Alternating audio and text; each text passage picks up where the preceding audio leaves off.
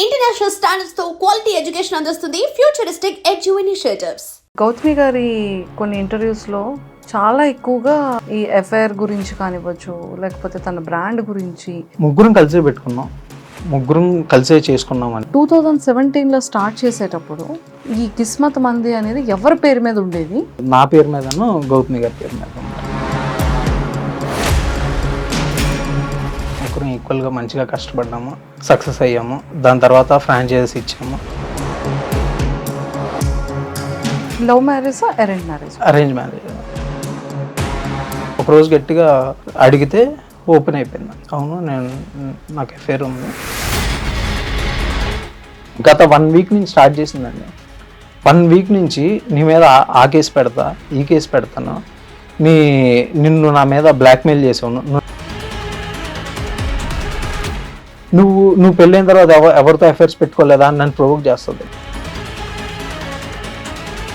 నువ్వు అఫైర్ పెట్టుకుంది నాకు చాలా లింక్డ్ అయిన పర్సన్ తోటి, తను ఇంటికి రావట్లేదు, నువ్వు రా, ఇలా మాట్లాడడము, తను వేరే చోటుకి వెళ్ళాడు, నువ్వు ఇక్కడికి వచ్చేసి ఇలా. ఇది చూస్తే ఏ మగాడు తట్టుకోలేడు కదండి. ఎవరైనా మీకు ఇన్ఫ్లుయెన్స్ చేస్తున్నారు ఇలా చెప్పమని? ఇప్పుడు ఇన్ఫ్లుయెన్స్ చేసే వాళ్ళు అయితే డే 1 రావచ్చు కదా. నేను కూడా డే 1 వచ్చే స్కోప్ నాకు ఉందా లేదా మీరు చెప్పండి. అంటే అప్పుడు రాకుండా ఇప్పుడు మీడియా ఇప్పుడు ఎందుకు వచ్చానంటే, నన్ను వారం నుంచి hi viewers, welcome to I dream. Gautami గారి కొన్ని ఇంటర్వ్యూస్లో చాలా ఎక్కువగా ఈ ఎఫ్ఐఆర్ గురించి కానివ్వచ్చు, లేకపోతే తన బ్రాండ్ గురించి అండ్ వాళ్ళ హస్బెండ్ గురించి చాలా విషయాలు మనం విన్నాం. అండ్ లైవ్లో కూడా వాళ్ళ డిస్కషన్స్ కొన్ని ఛానల్లో చూడడం జరిగింది. కాకపోతే ఏంటి అంటే, తను ఒక నేమ్ మెన్షన్ చేసి మేము ముగ్గురం కలిసి గిస్మత్ని స్టార్ట్ చేసాము, ఒక బ్రాండ్ని. సో మేము ముగ్గురం ఫ్రెండ్స్ బిఫోర్ మ్యారేజ్ నుంచి కలిసి బిజినెస్ స్టార్ట్ చేసిన తర్వాత అంతా బాగానే ఉండింది. అలాంటిది అండ్ గౌతమ్ అండ్ మహేష్ కూడా, వీళ్ళిద్దరు కూడా బెస్ట్ ఫ్రెండ్స్ అయ్యి ఉండి, సింధు ఈ గౌతమ్ వాళ్ళ వైఫ్ మా హస్బెండ్ మహేష్తో ఇలా ఎఫ్ఐఆర్ పెట్టుకుంది అని చెప్పేసి ఒక ఆడియో కూడా ఆవిడ బయటకు రిలీజ్ చేయడం జరిగింది.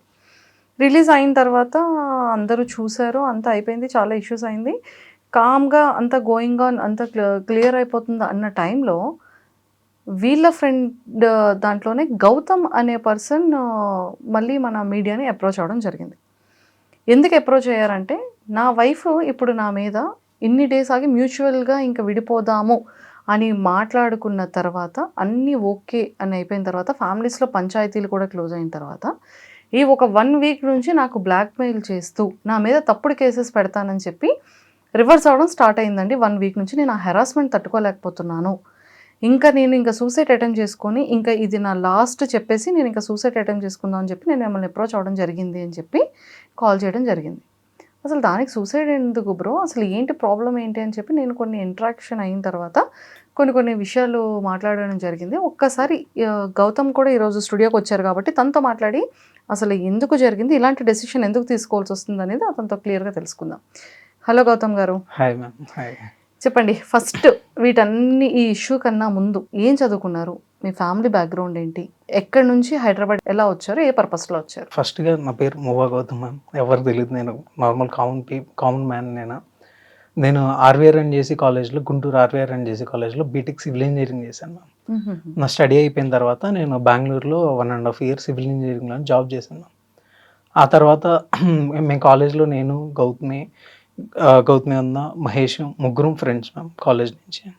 మేము ముగ్గురం కలిసి జిస్మత్ అనేది ఒక రెస్టారెంట్ పెట్టుకుందామని వచ్చి గుంటూరులో, మాకు అక్కడ గుంటూరులో చదువుకున్నాము, అక్కడే స్టార్ట్ చేయాలనిపించి గుంటూరులో రెస్టారెంట్ పెట్టాము. అండ్ దాని ముందర మా ఫ్యామిలీ బ్యాక్గ్రౌండ్ వచ్చేసరికి మా ఫాదర్ ఫార్మర్ అండి. నేను చిన్నప్పటి నుంచి మా నాన్న వ్యవసాయం చేస్తారు. నేను 10th class వరకు ఇంట్లోనే ఉండి చదువుకున్నా. ఆ తర్వాత ఇంటర్ తెనాల్లో చదువుకున్నా, తర్వాత బీటెక్ గుంటూరులో చదువుకున్నాను. ఆయన పొలం చేస్తానే మెల్లమెల్లగా చదివించుకొని బిలో మిడిల్ క్లాస్ ఫ్యామిలీ మాది. దాని తర్వాత రెస్టారెంట్ పెట్టుకున్నాము. మా ముగ్గురం బాగా కష్టపడ్డాము, ముగ్గురం ఈక్వల్గా మంచిగా కష్టపడ్డాము, సక్సెస్ అయ్యాము. దాని తర్వాత ఫ్రాంచైజీస్ ఇచ్చాము. అలా దాని తర్వాత హైదరాబాద్ వచ్చాము ఆ ఫ్రాంచైజీస్ వల్ల. తర్వాత బెంగళూరు వెళ్ళాము. ఓవరాల్గా 20 బ్రాంచెస్, దాదాపుగా 20 బ్రాంచెస్ వరకు ఓపెన్ చేసుకోగలిగాం మేము. చాలా మంచిగా జరుగుతుంది బిజినెస్ మాది అప్పట్లో. దాని తర్వాత 2021లో నాకు పెళ్ళయింది మ్యామ్. 2020 సింధు అనే అమ్మాయితోటి. లవ్ మ్యారేజా అరేంజ్ మ్యారేజా? Arrange marriage ma'am. ఒక మ్యాట్రిమోనీ సైట్లో. మ్యాట్రిమోనీ సైట్లో అరేంజ్ అరేంజ్ మ్యారేజ్ మ్యామ్. దాని తర్వాత తనతో పెళ్ళయింది. హ్యాపీగా ఉండేవాళ్ళం. 3.5 years మంచిగా హ్యాపీగా ఉండేవాళ్ళం. బిజినెస్ బాగానే ఉండేది. ఆ తర్వాత ఫ్యామిలీ లైఫ్ అంతా బాగుండేది మ్యామ్. అంతా బాగున్న తర్వాత ఒకరోజు ఎందుకో నాకు ఆ అమ్మాయి ప్రవర్తన అదంతా నాకు ఒక పాయింట్లో నాకు ఏదో ఒకలాగా అనిపించింది. కంప్లీట్గా ఇదివరకు బతుకుతున్న లైఫ్ స్టైల్, ఇప్పుడు లైఫ్ స్టైల్ చాలా మారిపోయింది. అమ్మాయి ప్రవర్తన కానీ, మీ వైఫ్ వైఫ్ది ఒక టెన్స్డ్గా అలా ఉంటా ఉండేది. ఎప్పుడు చిరాగ్గా మాట్లాడుతూ ఉండేది. ఏమన్నా కళ్ళిచ్చినా కూడా ఇలా భయపడుతూ ఉంటాం. ఫోన్ ఎప్పుడన్నా ఫోన్ చూసినప్పుడు నేను కళ్ళిచ్చినా ఇలా భయపడటం ఇలా చేస్తూ ఉండేది. సో నాకు దేనికి భయపడేది? మీకు భయపడేదా? నాకు అది ఒక ఇన్సెక్యూర్ ఫీలింగ్లో బతుకుతూ ఉండేది అమ్మాయి. ఎందుకో నాకు తెలియదు. ఏదో తప్పు చేస్తున్నాను అయితే నాకు అర్థమైంది. ఓకే, మీరు వచ్చేసేటప్పటికి ఫోన్ హైడ్ చేయడము. అప్పటి వరకు తన ఫోన్ ఎప్పుడూ నాకు ఇస్తూ ఉండేది. అప్పటి నుంచి గత కొన్ని రోజుల నుంచి నాకు ఫోన్స్ నా నుంచి దాచడం కానీ కొంచెం అలా చేస్తూ ఉండేది. నాకు గవాల ఫోన్ ఇచ్చినా పరిగెత్తుకుంటూ వస్తూ ఉండేది. ఇదివరకు ఎలా అంటే నాతో మాట్లాడుతుంటే నేను బెడ్రూమ్లో ఉన్నాను అనుకోండి, తన ఫోన్ వచ్చింది అనుకోండి, తన హాల్లో ఉంటే తెచ్చి గౌతమ్ అలా అది మా ఇద్దరి మధ్య ర్యాప్. తర్వాత ఏమైందంటే ఫోన్ రింగ్ అయితే గబాలను పరిగెత్తుకుంటూ వస్తుంది. మ్యాక్సిమం వదిలిపెట్టదు పక్కన. అక్కడ ఒకవేళ వదిలిపెట్టినా కూడా పరిగెత్తుకుంటూ వస్తూ ఉండేది. ఫోన్ తీసుకునేది, మాట్లాడేది. నాకు చాలా చేంజ్ కనపడింది దీనిలో మెయిన్గా నాకు. దాని తర్వాత నేను అడిగాను, ఏంటి ఎందుకు ఇలాగంటే బాగా గొడవ పడుతూ ఉండేది.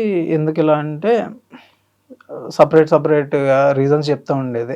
నాకు అది ఏం సింక్ ఉండేది కాదు. సో నేను ఒకరోజు గట్టిగా అడిగితే ఓపెన్ అయిపోయింది. అవును, నాకు అఫేర్ ఉంది అని చెప్పింది. నేను ఒక 1 week బాగా డిప్రెస్ అయ్యాను. అసలు ఇదేంటి ఇంత క్లోజ్ ఫ్రెండ్ తోటి ఇలా అవటం ఏంటి, ఇదేంటి అని బాగా డిప్రెస్ అయిపోయాను నేను. డిప్రెస్ అయిపోయిన తర్వాత ఒక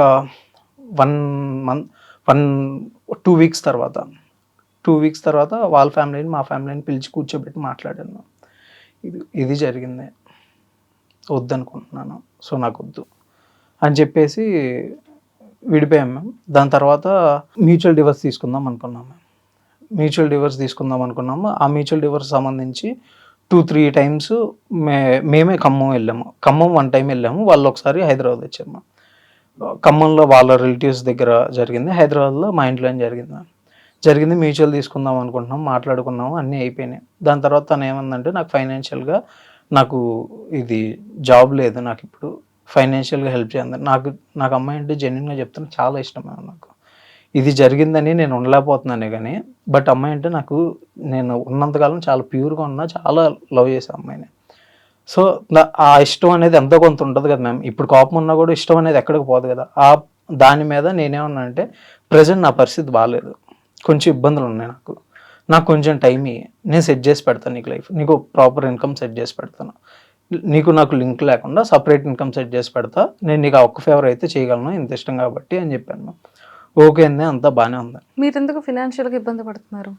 ఫినాన్షియల్గా ఎందుకు ఇబ్బంది పడుతున్నానంటే నాకు మనీ మేనేజ్మెంట్లో నేను వీక్ మ్యామ్. కొంచెం వీక్ అయిపోయి మధ్యలో ఒకసారి ఏమైందంటే నాకు అప్పులు అయిపోయినాయి. ఒక తాహత మించి నేను ఒక సైట్ కొనుక్కున్నాను. ఆ సైట్లో అప్పులు తెచ్చి కొనుక్కున్నాను. ఆ సైటు వడ్డీలు కడతా అలా అప్పులు అయిపోయినాయి. ఒక పర్సన్ నమ్మాను, ఆ పర్సన్ కూడా కొంచెం నాకు నమ్మక ద్రోహం చేశాడు. అది అయిపోయింది. దాని తర్వాత దానికోసం నా ఆస్తులు అమ్మేసుకొని ఆ వడ్డీలు పెరిగిపోయినాయి బాగా. దానికి ఇది కంప్లీట్గా నా మిస్టేక్. అది కంప్లీట్గా ఏది 2022-23లో జరిగింది. టోటలీ నా మనీ మేనేజ్మెంట్ మిస్టేకే జరిగింది. అది మిస్మేనేజ్మెంట్ వల్ల తెలుసుకున్నాను, ఇలాంటి ఇన్వెస్ట్మెంట్లు చేయకూడదు నాకు ఇది. సో నేను ఎంతలోనే బతకాలి అని నేను సెల్ఫ్ రియలైజ్ అయిపోయాను నేను. సో దానివల్ల ఏమైందంటే నాకు ఉంది చిన్న ఆస్తులు, అవి అమ్మేసుకొని నేను అప్పులు కట్టేసుకొని నా లైఫ్ స్టైల్ నేను మళ్ళీ ప్రారంభించుకున్నా. సో దానివల్ల నేను స్టేబుల్గా లేను ఫినాన్షియల్గా. అప్పటి నుంచి సింధు కొంచెం డిఫరెన్స్ కనపడింది. బట్ మేము విడిపోయే లాస్ట్ 4-5 months నుంచి మాత్రం దారుణంగా కనపడింది. ఎప్పుడైతే నా అప్పులు ఇవన్నీ నేను సింధుకు కూడా చెప్పలేదు. నాలో నేనే ప్రెషర్ తీసుకుంటా. మా ఇంట్లో చెప్పలే, సింధుకి చెప్పలే, ఎవరికి చెప్పలే. ఎందుకు నేను ఎటు స్ట్రెస్ తీసుకుంటున్నా కదా, వాళ్ళకి ఎందుకు నాది నేనే సాల్వ్ చేసుకుందాం అంటే ఒక పాయింట్లో ఏమైందంటే నా వల్ల కూడా అవ్వక ఆ రోజు మా ఇంట్లో వాళ్ళతో ఓపెన్ అయితే మా ఇంట్లో వాళ్ళు కూడా నాకు హెల్ప్ చేశారు. పొలాలు అమ్మేసి నాకు నా అప్పులన్నీ క్లియర్ చేశారు. సో నేను మళ్ళీ స్క్రాచ్ బిజినెస్ తప్పితే నాకు ఇంకేం లేదు, బ్యాక్గ్రౌండ్ ఆస్తి కానీ ఏమీ లేదు నాకు. తను కొంచెం లగ్జరీగా కావాలని కోరుకుంటుంది. తన ఊహలన్నీ అలానే ఉండేవి. సో తన కోసమే నేను తన ఏం కోరుకుంటుందో అదంతా నేను మ్యాక్సిమం ఫుల్ఫిల్ చేశాను. తనకి సపరేట్ కార్, ఎలా కోరుకునేది? తనకి సపరేట్ కార్ కావాలని ఉంది. నేను సపరేట్ కార్ కొనిచ్చా. స్టిల్ తన పేరు మీద ఉంది ఆ కార్ కూడా. నా కారు అమ్మేసుకున్నానే కానీ నాకు ఇబ్బంది వచ్చిన రోజు అమ్మాయి కారు నేను అమ్మలా. అమ్మాయి కారు ఉంది, నా కారు అమ్మేసుకున్నాను నేను. తన కారు తనకే ఉంచాను. అండ్ ఈఎంఐ మీరే కడుతున్నారా? ఈఎంఐ నేనే కడతా. నా బ్యాంక్ అకౌంట్ నుంచి కట్ అవుతుంది ఆ ఈఎంఐ కూడా ఇప్పటికి స్టిల్ ఈ రోజుకి. బట్ ఈ మ్యాటర్ జరిగిన తర్వాత నేను తీసుకున్నానులే కానీ కారు. బట్ ఉన్నంతకాలం అమ్మాయి వాడుకునేది, అమ్మాయి ఉంచుకునేది కారు. నాకు ఇబ్బంది అయిన రోజు నా కారే నేను అమ్మేసుకున్నా కానీ అమ్మాయి కారు నేను అమ్మలేదు. అంత మంచిగా చూసుకున్నాను నేను. అండ్ పెళ్ళికి మాకు ఎంగేజ్మెంట్ కూడా అవ్వలేదండి. వాళ్ళ ఫ్యామిలీ మొత్తం సాక్ష్యం దీనికి. ఆ రోజుకి మా ఎంగేజ్మెంట్ కూడా అవ్వలేదు. కోవిడ్ నడుస్తుంది. వాళ్ళ ఫాదర్కి వాళ్ళ తాతగారికి ఇద్దరికి కోవిడ్ వచ్చింది. నేను ఆ అమ్మాయిని ఆ కోవిడ్లో వాళ్ళ ఫాదర్ని నేను కారులో ఎక్కించుకొని నేను హైదరాబాద్ తీసుకొచ్చి హైదరాబాద్లో ఒక డాక్టర్ ద్వారా నేను ఇంట్లో పెట్టుకొని నేను ట్రీట్మెంట్ చేయించాను. నేను ఎంగేజ్మెంట్ కూడా అవ్వాల ఆ రోజుకి. నేను అప్పటికి తనతో ఎమోషనల్గా బాండ్ అయ్యా. చాలా కాన్వర్జేషన్. బట్ మాకు 4-5 months అయింది. ఆ డెప్త్కి వెళ్ళాము. అప్పుడు నేను అంత బాగా చూసుకున్నాను. నేను నాకు ఏది ఎంగేజ్మెంట్ అవ్వక ముందులో అప్పుడు నేను ఏం ఆశించి చూసుకోలేదు కదండి. ఏ ప్రూఫ్ కూడా లేదు కదా. వాళ్ళు నాకు పెళ్ళి అవుతుందని మాటలు అనుకున్నాం కానీ అసలు అమ్మాయి నాకు వైఫ్ అవుతుంది అని లీగల్గా ఏం లేదు కదా. సో నేను అప్పటికే మంచిగా చూసుకున్నాను. నేను అమ్మాయిని ఎంత ఇష్టపడ్డానో చెప్పడానికి అదొక రీజన్. వాళ్ళ తాతగారు హాస్పిటల్లో ఉండే, నేను సింధు సపరేట్గా ఆ హాస్పిటల్ పక్కన రూమ్ తీసుకొని ఖమ్మంలో నాకు అప్పటికే ఎంగేజ్మెంట్ అవ్వాలి. సపరేట్గా రూమ్ తీసుకొని వాళ్ళ తాతగారిని డే అండ్ నైట్ తీసుకెళ్ళి వాళ్ళ తాతగారి టాయిలెట్ కానీ అన్ని నీట్గా దగ్గర నుండి చూసుకున్నాను. నేను అంత మంచిగా చూసుకున్న అమ్మాయిని కానీ వాళ్ళ ఫ్యామిలీని కానీ. నేను అంత మంచిగా చూసుకుంటే అమ్మాయి ఈరోజు రివర్స్లో గత 1 week నుంచి స్టార్ట్ చేసిందండి. 1 week నుంచి నీ మీద ఆ కేసు పెడతా, ఈ కేసు పెడతాను, నిన్ను నా మీద బ్లాక్మెయిల్ చేసావు, నువ్వు నన్ను బ్లాక్మెయిల్ చేస్తున్నావు. ఏమని బ్లాక్మెయిల్ చేస్తానండి? నేను మ్యూచువల్గా వాళ్ళ లాయర్కే నేను 15,000 వేసాను. వాళ్ళ లాయర్కే వేసాను. వాళ్ళే ఏమన్నారు 15,000 ఏమన్నాను వేసాను. సో నేను మ్యూచువల్ డైవర్స్ తీసుకోవడానికి అంత ఇష్టంగా ఉన్నాను. నేనేం బెదిరిస్తాను అమ్మాయిని? నేనేం బెదిరించట్లే అమ్మాయిని. అలాగా కేసు పెడతా ఉంటుంది. అండ్ నా ఫోన్ ట్యాప్ చేసావు అంటుంది. నాకు నీ ఫోన్ ట్యాప్ చేయాల్సిన అవసరం ఏంటి? నువ్వు అంత ఎక్కువ ఫీల్ అవుతున్నావు కానీ నాకు నీ ఫోన్ ట్యాప్ చేయాల్సిన అవసరం లేదు. నీ అంతటి నువ్వే ఒప్పుకున్నావు. నాతో డైరెక్ట్గానే నా పక్కన కూర్చొని మాట్లాడావు. నువ్వు ఎక్కడ మళ్ళీ మాట మారుస్తావని నేను అది రికార్డ్ కూడా చేసుకున్నాను. అమ్మాయి నాతో మాట్లాడడం నేను రికార్డ్ చేసుకున్నాను. నేను నా సేఫ్టీగా నాకు ఉండాలి కదా. ఓకే, ఏం చెప్పింది? ఇలాగా నేను ఇష్టపడ్డాను అని చెప్పి నాతో చెప్పింది. నా పక్కన కూర్చొని చెప్పింది ఇది అని చెప్పింది. నేను రికార్డ్ చేసుకున్నా అది కూడా.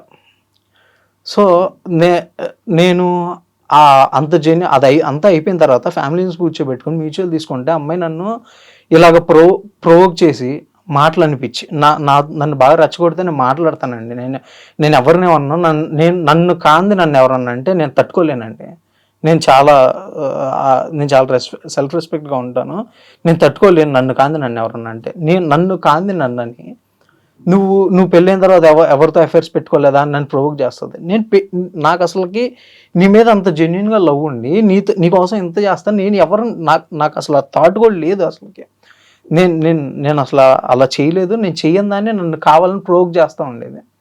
ప్రొవోక్ చేస్తూ ఉన్నప్పుడు ఒక పాయింట్లో బర్స్ట్ అయినప్పుడు కొన్ని మాట్లాడతా. అమ్మాయి ఏం చేస్తుందంటే పైన కాన్వర్జేషన్ మొత్తం డిలీట్ చేస్తుంది. నేను ఏదైతే మాట్లాడానో అవన్నీ పెట్టుకుంటుంది. నేను మాట్లాడేటప్పుడు కూల్ అయ్యి మాట్లాడుతుంది మళ్ళీ.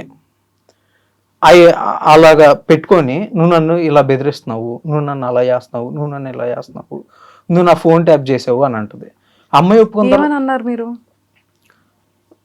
నువ్వు అంతగా అంటే నా నా పక్కనే ఉంటా, నేను ఇంత బాగా చూసుకుంటున్నా, నేను అలా నువ్వు ఎందుకు అలా ఉన్నావు అంటే, నేను అమ్మాయిని అన్నా, నీ క్యారెక్టర్ ఏంటో నాకు అర్థమైపోయింది, నువ్వు సంథింగ్ అని అన్నమాట వాస్తవమే. ఎందుకు అన్నాను, అమ్మాయి నన్ను అంతలా ప్రొవోక్ చేసింది. నువ్వు ఇది చేయలేదా, నువ్వు అది చేయలేదా, నువ్వు మనీ పోగొట్టలేదా అని ఉంది. నేను మనీ పోగొట్టా అంటే అది నా నా వల్ల పోయింది, మా డాడీ వాళ్ళు ఆస్తులు అమ్మేసి ఇచ్చారు, అదంతా అయిపోయింది. ఇప్పుడు మనీ పోగొట్టుకున్నా అంటే అది మళ్ళీ సంపాదించుకోగలుగుతాం, ఏమైనా తప్పు తెలుసుకున్నాం, సంపాదించుకోగలుగుతాం, అయిపోయింది. ఎఫ్ఐఆర్ పెట్టుకోవటం అంటే నన్ను కాదని వెళ్ళిపోవటమే కదా, దాని అర్థం అదే కదండి. అండ్ దానికి దీనికి లింక్ ఎలా పెడతారండి, నాకు అర్థం కాదు. ఎఫ్ఐఆర్ పెట్టుకోవటం అన్న మనీ పోగొట్టుకోవటం ఒకటేనా? అండ్ నువ్వు ఎఫ్ఐఆర్ పెట్టుకుంది నాకు చాలా లింక్డ్ అయిన పర్సన్ తోటి, అండ్ ఫ్యామిలీ లాగా ఉండే పర్సన్ తోటి, అండ్ బిజినెస్తో ఇన్వాల్వ్ అయిన పర్సన్ తోటి. దానివల్ల నా కెరీర్ ఎంత పోద్ది? నువ్వు అది ఆలోచించావా? ఆలోచించలేదు కదా. అసలు దానికి దీనికి లింక్ అసలు నువ్వు ఒప్పుకున్నావు, నువ్వు నాతోనే ఒప్పుకున్నావు, నీ చాట్స్ చూశాను, నువ్వు ఒప్పుకున్నావు, అన్నీ జరిగినాయి. దానికి నేను బర్స్ట్ అవ్వకుండా ఎలా ఉంటాను? నన్ను అంటున్నావు కదా, నువ్వు ఎంత చేసి ఎంత ఒప్పుకోను కూడా నేను బర్స్ట్ అవ్వకుండా ఎలా ఉంటాను? ఒక్కసారి నా ప్లేస్లో మీరు ఆలోచించండి. ఎవరికైనా ఎమోషన్ అవ్వదా? ఎవరైనా ఒక మాట అనుకుని ఉంటారా? ఇప్పుడు అవి పెట్టుకుని ఏదో బ్లాక్మెయిల్ చేయొచ్చు అమ్మాయి నన్ను. అంతే. చాటింగ్ ఏం చూసారు మీరు? చాటింగ్ ఏం చూసా అంటే వాళ్ళిద్దరు మాట్లాడుకున్న కాన్వర్జేషన్ చూసానండి. తప్పుగా ఏమైనా ఉన్నాయా? ఏం లేదు, తిని పిలవటం అవన్నీ ఉన్నాయండి. తిని ఎవరిని? ఎవరితో అయితే ఇంటిమేట్ అవ్వాలనుకుందో వాళ్ళని పిలవటం, కానీ తను ఇంటికి రావట్లేదు, నువ్వు రా, ఇలా మాట్లాడటము, తను వేరే చోటుకి వెళ్ళాడు, నువ్వు ఇక్కడికి వచ్చేసి ఇలా. ఇది చూస్తే ఏ మగాడు తట్టుకోలేడు కదండి. నాకు ఇది చెప్పడానికి కూడా నాకు అవ్వట్లే ఇప్పుడు. నేను అందుకే కొంచెం సెక్యూర్గా ఫీల్ అవుతున్నా. నాకు చెప్పడానికి కూడా నాకు అవ్వట్లా. అలాంటి కాన్వర్జేషన్ ఒక మగాడు అనేవాడు చూస్తే ఎలా ఫీల్ అవుతాడు? మగాడనే కాదు, ఒకవేళ ఒక ఆడపిల్ల వాళ్ళ హస్బెండ్ని చూసినా తట్టుకోలేదు కదా. అంత డీప్గా ఉండి ఒకరికొకరు ఉండి నేను అంత బాగా చూసుకుంటా ఉంటే నేను నీకేం తక్కువ చేశాను? నేను మంచిగానే ఉన్నా కదా. కాకపోతే నేను చేసిన స్ట్రగుల్ వల్ల, నేను చేసిన మనీ మేనేజ్మెంట్ మిస్టేక్ వల్ల మనకి ఎక్కడున్నాం అక్కడే ఉన్నాం, కిందకి ఉన్నాం. కాకపోతే ఎనమాలు ఉన్నాయి, పోయినాయి, అంతే కదా. బిజినెస్ అలానే ఉంది, ఇన్కమ్ అలానే ఉంది, అంతా బాగానే ఉంది కదా. నీకు లగ్జరీ కూడా ఏం తగ్గలేదుగా, నీ కారు కూడా ఎక్కడ పోలేదుగా, నా కారే అమ్ముకున్నా, నీ కారు అమ్మలేదుగా. నువ్వు నన్ను ఇంత మోసం చేయాల్సిన అవసరం ఏంటి? ఇవన్నీ చేసి కూడా నేను మ్యూచువల్గా ఒప్పుకొని నీతో అసలు నాకు ఈ పెంట వద్దు, వదిలేసుకుందాము, నాకు ఫ్రీగా ఉండాలి అని నేను ఇది అయిపోయిన తర్వాత నేను ఎంత గోత్రు అయ్యానో నాకు తెలుసు, మా ఫ్యామిలీకి తెలుసు, మా అక్కకు తెలుసు, అందరికీ తెలుసు. వాళ్ళు నన్ను ప్రతిరోజు నేను హాఫ్ అన్ అవర్లో ఒక్కసారి ఫోన్ ఎత్తకపోయినా వాళ్ళు టెన్షన్ పడిపోతారండి. మా ఇంట్లో సీసీ కెమెరా వాళ్ళే పెట్టించుకొని నేనేం చేస్తున్నాను వాళ్ళే చూసుకుంటున్నారు. వాళ్ళంత డిప్రెస్ అవుతున్నారు మా ఇంట్లో వాళ్ళు. నన్ను చూసుకున్న నా శ్రేయోభిలాషులు వీళ్ళందరూ నా టైం టు టైం నువ్వేం చేస్తున్నావు గౌతమ్, నువ్వు ఎక్కడ ఉన్నావు, అందరూ నా గురించి ఇంత భయపడుతున్నారు. నేను ఇంత గోత్రు అవుతున్నా, నువ్వు ఇంత గోత్రు అవుతున్నాండి, ఇంకా నువ్వు బెదిరియటం నీకు ఎంతవరకు కరెక్ట్? ఏమని బెదిరిస్తున్నారు ఆవిడ? నువ్వు నన్ను బ్లాక్మెయిల్ చేస్తున్నావు, నువ్వు నా ఫోన్ ట్యాపింగ్ చేసావు, నువ్వు నీ మీద నేను రాంగ్ కేసెస్ పెడతాను, ఇలానే బెదిరిస్తుందండి. రాంగ్ కేసెస్ పెడితే డిపార్ట్మెంట్ వాళ్ళు కానీ లా ప్రకారంగా తీసేసుకుంటారా? ఒకటండి, ఇప్పుడు ప్రూఫ్స్ లేకుండా తీసుకుంటారా? ఇప్పుడు ఒక అమ్మాయి నాకు తెలిసి ఏం పెడతంటే, అమ్మాయి నన్ను ప్రొవోక్ చేసిన తర్వాత నేను మాట్లాడిన మాటలు పెట్టి పెడుతుంది. అండ్ అమ్మాయి నాతో మాట్లాడినప్పుడు నేను కూర్చొని కానీ అవి రికార్డ్ చేసుకున్నాయి కానీ అవి రికార్డ్ చేసినవి ట్యాపింగ్ అని పెడతారు. అది నేను రికార్డ్ చేయలేదు, సారీ ట్యాపింగ్ కాదు, రికార్డ్ అని అందరికి తెలుస్తుంది కదా. ఇప్పుడు మీరు కూడా రికార్డ్ చేశారు కదా. రికార్డ్ చేస్తే తప్పేంటి? ఇప్పుడు అమ్మాయి మాట మార్చొచ్చు కదా. అదే అందుకని మీ దగ్గర కూడా ప్రూఫ్లు ఉన్నాయి కదా. ఇంకా మీ అమ్మాయి రాంగ్ గా పెట్టడానికి అక్కడ సోర్స్ లేకుండా మీ దగ్గర మీ ప్రూఫ్లు మీకు ఉన్నాయి కదా. ఇప్పుడు ఎఫ్ఐఆర్ పెట్టుకున్నాను అని యాక్సెప్ట్ చేసిన రికార్డ్ మీ దగ్గర ఉంది. అవునండి కదా. ఇంకంతకన్నా పెద్ద ప్రూఫ్ ఏం కావాలి అమ్మాయి అక్కడ లాక్ అవ్వడానికి? ఇప్పుడు లాలో ఏదైనా అమ్మాయికి ఫేవర్గా ఉంటుందండి. ఫస్ట్ అమ్మాయి అప్రోచ్ అయితే అమ్మాయి ఇప్పుడు ఆ రూల్స్ అన్ని మారిపోయి కదండి. ఒకవేళ ఫేవర్గా ఉంటుంది. ఇప్పుడు అమ్మాయి ఏమన్నా కేసు పెట్టినా కూడా నేను ఫైనాన్షియల్గా నాకు ఈరోజు ఇన్కమ్ కూడా ఆగిపోయింది. ఆపేస్తున్నారు. ఈరోజు అమ్మాయి ఉన్న కేసులు పెడితే నేను రివర్స్ కేసు పెట్టి దాన్ని ఫైట్ చేయడానికి కూడా నేను ఫైనాన్షియల్గా లేను. ఈరోజు నన్ను అంతా జీరో చేశారు. నన్ను ఫైనాన్షియల్గా జీరో చేశారు, నన్ను ఎమోషనల్గా జీరో చేశారు, ఫ్యామిలీ పరంగా జీరో చేశారు, అన్ని పరంగా జీరో చేశారు. ఎవరు చేశారు జీరో? అందరు కలిసి, నా చుట్టూతో ఎవరైతే ఉన్నారో అందరు కలిసి చేశారు. ఎవరెవరు? అదే నా ఫ్రెండ్సే అవనండి, నా లైఫ్ పార్ట్నరే అవనండి, ఎవరన్నా అవనండి. ఇప్పుడు ఎవరైతే ఇదంతా ఇన్వాల్వ్ అయ్యి చేసి ఇప్పుడు మళ్ళీ నన్ను బెదిరిస్తున్నారో వీళ్ళందరూ నన్ను జీరో చేశారు. నన్ను ఇంకా మీరు చేయడానికి ఏం లేదు. ఇంకా మీరు కనుక నన్ను ఇంకా టార్చర్ పెడతాము, వీడిని ఇంకా ఇబ్బంది పెడతాము, నా పతనం ఇంకా కావాలని కోరుకుంటే ఒకటే చెప్తున్నా అండి, ఇదే నా ఫస్ట్ అండ్ లాస్ట్ ఇంటర్వ్యూ. నేను ఇంకా ఫైట్ చేసే ఓపిక, ఫైనాన్షియల్ స్టెబిలిటీ మొత్తం పోయింది నాకు. ఇంకో ఒక మనిషిని లోపల పడేసి కొడతా ఉంటే వాడు నొప్పి తట్టుకోకపోతే ఏం చేస్తాడు? పట్టుకుంటాడు కదా. సేమ్ అదే స్టేజ్లో ఉన్నా నేను. పట్టుకున్నాను. నాకు గనక ఏమన్నా అయితే, నేనేమన్నా అయితే 100% నేను ఇప్పుడు ఏదైతే చెప్పానో మీకు అయ్యే కారణాల వల్ల నాకేమన్నా అయితే అదే జరుగుతుందండి. నాకు ఎవరన్నా చంపేసినా లేకపోతే నేను సూసైడ్ చేసుకొని చచ్చిపోయినా ఇవే కారణాలు, ఇంతకు మించి ఏం లేదు. నేను ఇది కూడా ఎందుకు చెప్తున్నా అంటే, నా వల్ల ఇలాగ సఫర్ అవుతున్న మగాళ్ళు ఎంతోమంది ఉంటారు. వాళ్ళకి చెప్పుకునే స్కోప్ లేకో ఏమో లేదు, నాకు స్కోప్ లేదు. ఈరోజు ఇదంతా వైరల్ అవటం వల్ల నేను అడిగితే కూడా మాట్లాడిచ్చారు నన్ను. నేను కామన్ పర్సన్గా చెప్తున్నాను. నాలాంటి కామన్ అబ్బాయిలు చాలామంది ఈ ఇష్యూస్లో సఫర్ అవుతూ ఉంటారు లేడీస్ వల్ల. నాకు గనక ఏమన్నా అయితే 100% వీళ్ళు పెట్టిన టార్చర్ వల్ల, వీళ్ళ వల్లే నాకేమన్నా జరుగుతుంది. నేను చేసుకున్నా కూడా ప్రతి ఒక్కళ్ళు ఏం కారణం విత్ ప్రూఫ్స్ అన్నీ మా ఇంట్లో వాళ్ళకి, నా శ్రేయోభిలాషులకి అందరికి ఇచ్చి నేను చచ్చిపోతానండి. అయ్యో, ఎందుకు బ్రో అంతలాగా? ఎందుకు అంత పిచ్చి అంతలా అంటే నన్ను అంత టార్చర్ పెడుతున్నారండి వీళ్ళు. కొంచెం ఫైట్ చేయండి, కానీ అంతేగాని అలా అన్ని విధాలా బ్లాక్ చేస్తున్నారు, ఫైనాన్షియల్ గా బ్లాక్ చేస్తున్నారు. వీడికి అసలు ఏం ఇన్కమ్ రాకూడదు, మేము ఫైట్ చేస్తే మా కాళ్ళ దగ్గరకు వచ్చి పడిపోయి అన్ని దారాదత్తం చేసి వెళ్ళిపోవాలి అనే దాంట్లో ఒకలాగా బ్లాక్ చేస్తున్నారు. అండ్ బ్లాక్మెయిల్ చేస్తున్నారు. సింధు చేత బ్లాక్మెయిల్ చేపిస్తున్నారు. సింధు బ్లాక్మెయిల్ చేస్తుందండి నన్ను కంప్లీట్గా. అమ్మాయి నన్ను పతనం చేయాలని కోరుకుంటుంది.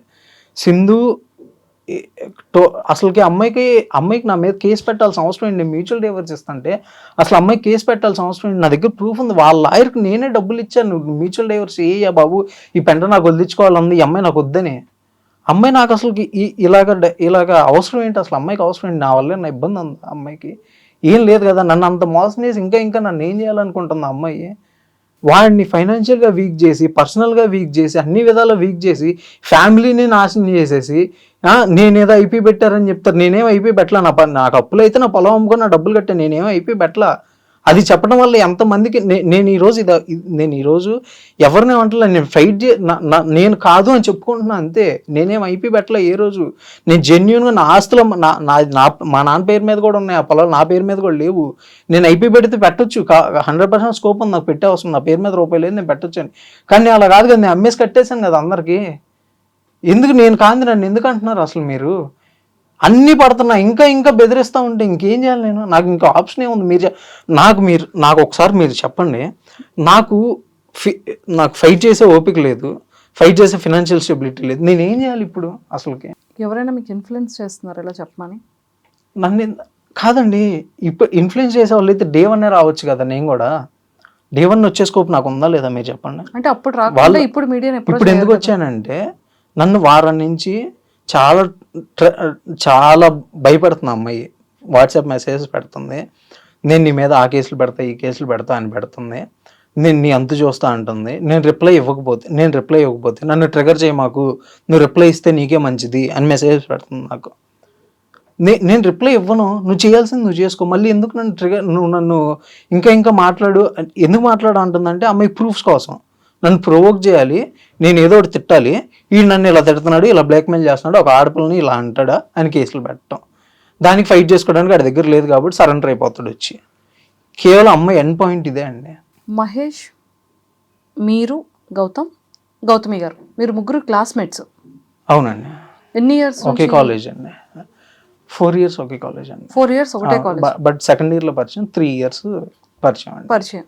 కాలేజ్. ఈ 3 ఇయర్స్లోనే మీరు గుంటూరులో ఫస్ట్ స్టార్ట్ చేశారు. ఈ మా 3 ఇయర్స్ అయిపోయిన తర్వాత 1.5 ఇయర్ జాబ్ చేసుకున్నా కదా, ఆ తర్వాత నేను వచ్చా. అదే టైంలో వాళ్ళిద్దరు కూడా వచ్చారు. అప్పుడు 2017లో స్టార్ట్ చేసుకున్నాను. 2017లో స్టార్ట్ చేసేటప్పుడు ఈ కిస్మత్ మంది అనేది ఎవరి పేరు మీద ఉండేది? అసలు మీ టర్మ్స్ ఏంటి? ఆ టైంలో మీరు పెట్టుకున్న టర్మ్స్ ఏంటి? అంటే ముగ్గురం కలిసే పెట్టుకున్నాం, ముగ్గురం కలిసే చేసుకున్నాం అన్ని. అంటే ఒక పార్ట్నర్షిప్ ఏదో ఉంటది కదా, అది పార్ట్నర్షిప్ అయితే ఫార్మ్ రిజిస్ట్రేషన్ లో ముగ్గురు నేమ్స్ ఉన్నాయా? ముగ్గురు నేమ్స్ లేవు. నా పేరు మీదను గౌతమి గారి పేరు మీద ఉందండి. మీ ఇద్దరి పేరు మీద ఉంది అవునండి, అవునండి. ఇప్పటికీ కూడా? అది ఇప్పటికీ అలానే ఉందండి.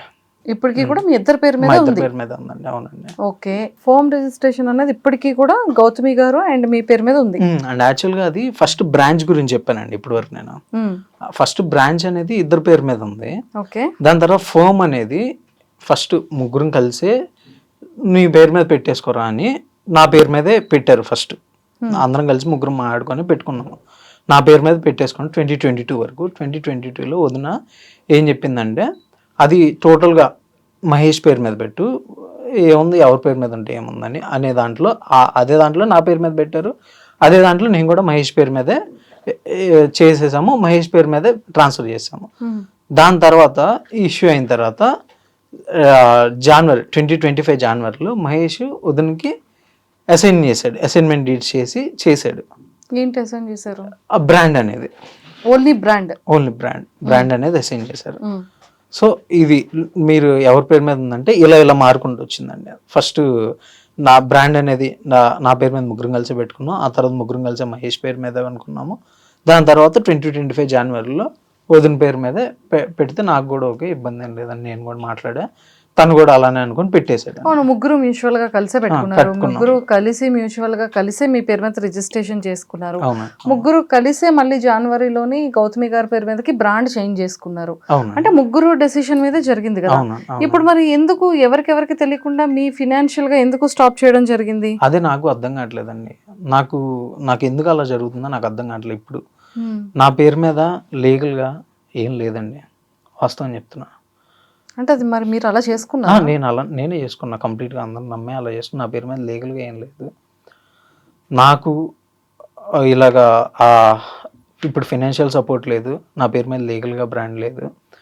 ఇప్పుడు ఆ పాయింట్స్ అమ్మాయి నెగిటివ్గా పట్టుకొని ఇలా బ్లాక్మెయిల్ చేస్తానన్ను, నీ పేరు మీద కేసులు పెడతా, నువ్వు నన్ను ఏం చేయలేవు, నీకు లాయర్ సపోర్ట్ కూడా లేదు అనే ఇంటెన్షన్ తోటి నన్ను ఎందుకు అలా బ్లాక్మెయిల్ చేస్తుందో నాకు అర్థం కావట్లేదు. నా అంతటి నేనుగా దండం పెట్టేసి వెళ్ళిపోవాలి. అయితే చెప్పండి, అదేదో నాకు డైరెక్ట్గా చెప్పండి.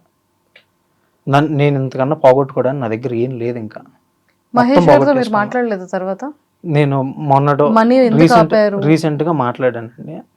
వాడేమంటున్నా అంటే, నేను అతను నాకు ఇస్తానని చెప్పట్లా, ఈయనని చెప్పట్లా, ఏ క్లారిఫికేషన్ నాకు ఇవ్వట్లా. ఇంకా మాట్లాడుకోవడం అనవసరం అని నాకు అనిపించిందండి. మరి ఏం చేయాలనుకుంటున్నారు మీరు? కంటిన్యూ చేయాలనుకుంటున్నారు? అదే అండి, నేను నా సాయశక్తిలో నేను ప్రయత్నిస్తా. అవ్వలేదా, నా బతుకు నేను బతుకుతా. నా బతుకు కూడా నన్ను బతుకునిట్లేదా, ఇంకేం చేస్తామండి.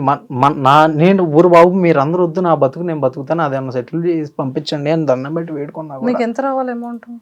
అమౌంట్ పరంగా అంటే ముగ్గురం డిస్కస్ చేసుకొని మాట్లాడుకోవాలండి. అది అమౌంట్, బ్రాండ్ వాల్యూ అనేది నాట్ ఏ ఫిక్స్డ్ ప్రైస్ కదా, అది ముగ్గురం డిస్కస్ చేసుకొని మాట్లాడుకోవాలి. లేదు కంటిన్యూగా చేసుకుందామా అంటే చేసుకుందాం, లేదు నువ్వు వెళ్ళిపో అంటే నేను హ్యాపీగా వెళ్ళిపోతా. ఆవిడకైనా ఉందా? ఆవిడ కూడా ఏం మాట్లాడట్లేదా? ఆమె పేరు మీద అసైన్ చేసి ఇచ్చారండి. వాళ్ళిద్దరు చాలా ఫైట్ చేసుకుంటున్నారు. దానిలో ఏదనేది కోర్ట్ డిసైడ్ చేస్తుంది. వాళ్ళిద్దరిలో ఎవరిదైనా కూడా నాకంటూ ఏం లేదు ఇక్కడ. వాళ్ళిద్దరికి అట్లీస్ట్ ఒక ఎవిడెన్స్ ఉందండి. ఇప్పుడు వదినకి అసైన్ చేసి ఇచ్చాడు, అది ఉంది. వాడి పేరు మీద ఉన్న సర్టిఫికెట్ ఉంది ఆన్లైన్లో. వదినకి వస్తుందో ఆన్లైన్లో ఎప్పుడు అప్డేట్ అవుతుందో అదేంటో జరుగుతుంది. అది అసైన్మెంట్ డీట్స్ అయితే వదిన దగ్గర ఉన్నాయి. ఆమె ప్రూఫ్స్ ఉన్నాయి, ఆడి ప్రూఫ్స్ ఉన్నాయి. ఏ ప్రూఫ్స్ లేదు నేనే, కాబట్టి నేనే సఫర్ అవుతున్నాను వీళ్ళందరి మధ్యలో. ఇప్పుడు నాకు ఏ దిక్కు లేదు. ఇప్పుడు ఇంకా నాకు హెల్ప్ చేయాలని అడుగుదామంటే, లీగల్గా హెల్ప్ చేయాలని అడుగుదామంటే, లీగల్గా నీ పేరు మీద ఏముందని అడుగుతారు. ఏముంది, ఏం లేదు, నేను చేసుకున్నా కదా. అలా బిజినెస్ పరంగా కూడా దెబ్బతీశారు. అయిపోయింది. అయిపోయి అసలు మీరు మీ వైఫ్ మహేష్ గారితో ఎఫ్ఐఆర్ పెట్టుకున్నప్పుడు మీరు మహేష్ గారిని కన్సల్ట్ చేశారా, అడిగారా? కన్సల్ట్ బెస్ట్ ఫ్రెండ్సే కదా మీరు మహేష్ గారు, అవునండి క్లాస్మేట్స్ కదా, అవునండి ఏం చెప్పారు? అందరూ విన్నారు కదా, అది ఆడియో అందరూ విన్నారు కదా. ఓహో, ఆడియోలో ఉన్న పర్సన్ మీరా? అవునండి. సో ఇంకా తర్వాత ఇంకా డిస్కషన్స్ ఇంకేం దీని గురించి అయితే ఇంకేం డిస్కస్ చేయలేదండి. అండ్ ఇంకో పాయింట్ ఏంటంటే నేను ఒకటి చెప్పాలనుకుంది, నాకు స్టిల్ ఈ రోజు కూడా నాకు ఎవరిని ఇబ్బంది పెట్టాలని, ఈ రోజుకి నాకు ఇచ్చేస్తే నేను వెళ్ళిపోతా. ఈ రోజుకి ఇవ్వనంటావా, అది నువ్వు నాకు క్లారిటీ ఇచ్చి ఇలా ఇబ్బంది పెట్టద్దు నన్ను, లేదంటావా ఇచ్చేసి okay well and good, okay మోసపోయాను అనుకుంటా, సింధు విషయంలో ఎలా మోసపోయాను అనుకుంటా అలానే మోసపోయాను అనుకుంటా, వెల్ అండ్ గుడ్ నేను వెళ్ళిపోతా. సింధువా నేను నీతో అయితే కలిసి ఉంటాను, నాకు ఇష్టం లేదు, ఉండను కూడాను, నువ్వెంత నన్ను బెదిరించినా కూడా నాకు దయచేసి నువ్వు మ్యూచువల్ డైవర్స్ ఇచ్చేసి, నన్ను ఇంకా ఎవరైతే సింధు తరపున నన్ను ఇబ్బంది పెట్టాలని చూస్తున్నారో వాళ్ళందరూ కూడా మీకు సంబంధం లేని విషయం, దయచేసి మీరందరూ ఎవరు నన్ను ఇబ్బంది పెట్టద్దు కూడాను. అదండి నేను చెప్పాలనుకుంటుంది. అండ్ వీటిల్లో ఏది జరగకపోయినా అంటే నా లైఫ్ని వెళ్ళి బతుకుతా. ఇప్పుడు అమ్మాయి మ్యూచువల్ డివోర్స్ ఇచ్చినా అయిపోయినా వదిలేసుకుంటా, ఇటు బ్రాండ్ ఇచ్చినా అయిపోయినా నేను వదిలేసుకుంటాను, నా లైఫ్ నేను బతుకుతా వెళ్ళిపోయి. దాన్ని కూడా ఇంకా నన్ను గెలకాలని చూస్తే మాత్రం ఇంకేం చేస్తామండి, ఇంక నేను ఇంతకు మించి ఏం చేయలేను కదండి. అంతవరకు అలాంటి డెసిషన్ ఏం తీసుకోకండి. ఆల్రెడీ ఇప్పుడు మీరే ఇంకా అన్ని లాగేసుకున్న తర్వాత మనిషి దగ్గర ఇంకేముంటాయండి, ఏం ఉండవు కదా. ఫైట్ చేయాలంతే. మీరు ఒకసారి మాట్లాడండి, లేదు అంటే మీరు లీగల్గా మీరు కూడా అప్రోచ్ అవ్వండి, అంతే తప్ప సూసైడ్ ఒకటే దారా బ్రో. అంటే ఇంక అన్ని విధాలు మూసేసి మా ఫ్యామిలీ వాళ్ళు ఆ రకంగా బాధపడుతూ ఉంటే, నేను ఉన్నంతకాలం నన్ను ఇలా టార్చర్ పెడుతూ ఉంటే వాళ్ళు బాధపడక ఏం చేస్తారండి, ఏం చేయలేరు కదా. ఇప్పుడు ఇది అయిపోయిన తర్వాత ఇంక అందరు టార్గెట్ పెడతారు, ఇంక నన్ను పెడతారు, పెట్టండి భరిస్తా ఓ పాయింట్ వద్ద ఆ రోజు చేయాల్సింది చేసుకుంటా. ఇంకా మీరు అంతవరకు డెసిషన్ తీసుకోకండి. మీరు ఇప్పుడైతే వచ్చారు కదా, అసలు మీ పరిస్థితి బాగాలేదు, ఓకే, చాలా డిప్రెస్డ్గా ఉన్నారు, ఓకే, అవన్నీ వదిలేసి ఫస్ట్ మ్యూచువల్గా మీరు ఏదైతే మాట్లాడుకున్నారో ఒకసారి మళ్ళీ మీరు కూర్చోండి, మళ్ళీ మీరు మాట్లాడుకోండి, అది క్లియర్ చేసుకోండి, ఓకే. ఈ సూసైడ్ థాట్స్ అనేది అంతవరకు కూడా మీరు వెళ్ళకండి, అర్థమైందా? సో అసలు ఫస్ట్ ఈ ప్రాబ్లం ఏంటి అనేది, ఇంకా అసలు అమ్మాయి ఎందుకు పెట్టాలనుకుంటుంది ఏంటి ఇంకొకసారి కనుక్కోండి. అడుగుతున్నానండి, అంతేనా? నిజంగా తను అలా అనుకుందా, లేకపోతే మీకు ఎవరైనా ఇన్ఫ్లుయెన్స్ చేయడం కానీ, ఎవరైనా పంపించడం కానీ? అమ్మాయి నాతోనే చాట్ చేసింది ఇదంతా. నేను అసలు ఇంతవరకు నన్ను ఎవరు ఇన్ఫ్లుయెన్స్ చేయడానికి ట్రై చేయాల, నన్ను ఎవరు ఇన్ఫ్లుయెన్స్ చేయలేదు. నాకు సపోర్ట్ కావాలని మిమ్మల్ని అడిగి మీడియాకి ఏమైనా పంపించడం కానీ? అస్సలు నన్ను ఎవ్వరు చేయలేదు. నాకే తట్టుకోలేక ఈరోజు నేనే కదా మిమ్మల్ని అప్రోచ్ అయ్యింది, నేనే అప్రోచ్ అయ్యాను. ఒక ఫ్రెండ్ ద్వారా మీ నెంబర్ తీసుకొని మిమ్మల్ని అప్రోచ్ అయ్యాను. నాకు మీరు మీ బాధ చెప్పుకోండి అంతే అని చెప్పారు. నా బాధ నేను చెప్పుకున్నాను. మీరు నన్ను నేను చెప్పే నమ్మటం ఏంటని నన్ను అడిగారు. నేను మీకు క్లారిఫికేషన్ ఇచ్చాను దానికి. నేను చెప్పింది కనుక ఒక్కటి తప్పైనా మీ మనసుల మీద మీరు చేతులు వేసుకొని చెప్పుకోండి. నేను చెప్పింది ఒక్కటైనా తప్ప, నేను ఇదంతా మీతో డైరెక్ట్గా ఎప్పుడు మాట్లాడలేదా? మాట్లాడే కదా, మిమ్మల్ని రిక్వెస్ట్ చేసుకున్నాగా, దాదాపు బెగ్గింగే చేసుకున్నా కదా. అయినా కూడా మీరు నాకు ఏ క్లారిఫికేషన్ ఇవ్వకుండా, నాకు ఏం చేయకుండా ఎన్నాళ్ళని పడాలి నేను? ఎందుకు నాకు ఇలాగా? ప్లీజ్ నన్ను ఇంతటితో వదిలేసేయండి. నాకు అసలు వద్దు, నేను వెళ్ళిపోతాను. నేను ప్లీజ్ దయచేసి నన్ను వదిలేసేయండి. ఇదేంటి నేను చెప్పాలనుకుంటున్నా. ఓకే, గౌతమి గారు ఏమైనా మీకు మీడియాలోకి ఏమైనా ఇలాగా? లేదండి, ఆమె కనుక చెప్పాలనుకుంటే, నేను ఆమె హెల్ప్ తీసుకోవాలని నేను అనుకుంటే, ఆమె వెళ్ళిన రోజే నేను నీకు సపోర్ట్గా ఉంటాను, నేను కూడా లాభపడతాను, ఇద్దరం కలిస్తే నీతో కూడా నేను కలిస్తే నాకు పెద్ద స్ట్రెంత్ అయితే ఇద్దరికి అని ఆమె నేను మాట్లాడుకొని నేను వెళ్ళొచ్చు కదండి. నాకు స్ట్రెంత్ లేనండి, నేను స్ట్రెంత్ ఉన్న ఆమెతో పాటు కలిస్తే ఆమెకు న్యాయం జరిగితే 100% నాకు జరిగింది. ఆ రోజే ఆ రోజు ఆమె నన్ను అడగలేదు, నేను వెళ్ళలేదు. అందట్టు ఆమెకు కూడా జస్ట్ ఇంటిమేషన్ చేసి అంతే, నేను ఆమె హెల్ప్ ఏం తీసుకోవాలో ఇలా వెళ్తున్నా అని చెప్పి, అంత మించి ఏం లేదు, అంతే అండి. ఓకే, మీకు కావాల్సింది ఏంటంటే ఎవరితో సంబంధం లేకుండా నేను న్యాయం కూడా మీ మనసుకి ఏ న్యాయం అనిపిస్తే అదే చేయండి, బట్ ఏదో ఒకటి చేయండి, నాకు ఏదో క్లారిఫికేషన్ చేయండి. అంటే ఏం వద్దు, లేదు నీకేం బ్రాండ్ లేదు వెళ్ళిపోరా అని చెప్పు, క్లారిటీ చెప్పేసి వెళ్ళిపోతా. బట్ నీకు తెలుసు కదా ఎవరిదేంటో, అజ్జి సింధు, నీకు కూడా నువ్వు మ్యూచువల్ డైవర్స్ ఇవ్వు, దయచేసి ఇవ్వు. నేను నిన్ను ఏమంటలా, నేను నిన్ను నాకు ఇప్పుడు దాకా చేసిన చాలు, ఇంకెప్పుడు మన ఇద్దరం ఒకరికొకరు మాట్లాడుకోవద్దు, ఏమొద్దు. నీ దారి నువ్వు చూసుకో, నా దారి నేను చూసుకుంటా. నేను నిన్ను ఏం చేయలేదు, ఏం చెయ్యను కూడాను. నువ్వు కూడా నన్ను దయచేసి ఏం చేయ, మాకు ఏమి తప్పుడు కేసులు పెట్టొద్దు, ఏమి చేయొద్దు. అదే అండి నేను చెప్పాలనుకున్నా. ఓకే, మొత్తానికి మీ ప్రాబ్లం ఏంటి అనేది ఈ వీడియో ముందుకు వచ్చి క్లారిఫై చేసుకున్నాను. సో అలాగే మనం కూడా ఖచ్చితంగా మీరు ఎలాంటి వేరే థాట్స్లోకి వెళ్ళకుండా మీరు జాగ్రత్తగా ఉండండి. అసలు ఆ కైండ్ ఆఫ్ డిప్రెషన్ పెట్టుకోవద్దు. వాళ్ళతో మాట్లాడండి, ఇంకొకసారి ఫైనల్గా కూర్చోండి, పెద్ద బోత్ సైడ్ ఫ్యామిలీస్ కూర్చొని ఆ మ్యూచువల్గా ఏదైనా క్లియర్ చేసుకోండి తప్ప సూసైడ్ వరకు ఆ థాట్స్ అనేది పెట్టుకోకండి. అలాగే. ఓకే. అండ్ ఇంకోటి లాస్ట్లో నేను మీడియాకి వచ్చింది ఎందుకంటే నాకు ఏ లీగాలిటీ లేదు కాబట్టి నేను మీడియాకి వచ్చాను. నేను లీగల్గా చూసుకోవడానికి నేను అందరిని నమ్మేసి నా పేరు మీద ఏం లేకుండా పెట్టుకున్నాను. సో నాకు లీగాలిటీ లేదు కాబట్టి నా బాధ నువ్వు చెప్తుంటే ఎవరు వింటలేదు కాబట్టి, నీ మనసుకి నీకు తెలుసు కాబట్టి, నువ్వు నాకు చెప్పే స్కోప్ కూడా ఇవ్వట్లేదు కాబట్టి నీకు తెలియపరచడానికి నేను వచ్చాను. అంతేగాని నువ్వు ఈరోజు మీడియాకి వెళ్తే న్యాయం జరుగుతుందా అంటే, అట్లీస్ట్ నీకు మనసుకి కొడుతుంది కదా, ఒక పాయింట్లో ఒక మనిషికి ఏదో పాయింట్లో కొడుతుంది కదా. ఈడి ఎంత గోత్రో అయితే అక్కడ దాకా వెళ్ళాడు, వాడికి అందరికీ తెలుసు.